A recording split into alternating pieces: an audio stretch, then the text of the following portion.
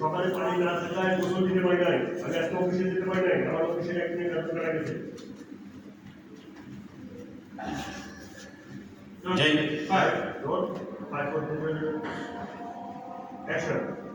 এখন পানি দিয়ে লাভ কি? কি হলো? এখন পানি দিয়ে লাভ কি? সকালবেলায় পানি দিতে পারেন নাই, আমি গোসল করতে পারিনি, আমি অফিসে যাইতে পারিনি, আমার যে একদিনের বাড়ি ভাড়া, আমার যে একদিনের স্যালারি কাটা গেল, এই টাকা কে দেবে?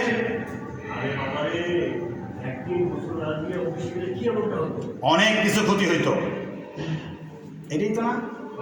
আপনারা কি বুঝবেন? আপনারা মুরব্বী মানুষ, আপনাদের শরীরে রক্ত ঠান্ডা, রাত হলে কম্বল মুড়ি দিয়ে ভোলা, সকালে হ্যাঁ হ্যাঁ হ্যাঁ, বুঝছি বুঝছি বুঝছি।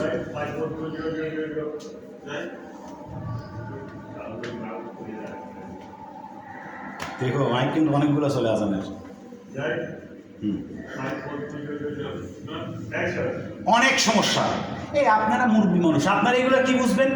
আপনাদের তো শরীর ঠান্ডা, রাতে তো ঘুমান কম্বল মুড়িতে, তাই না?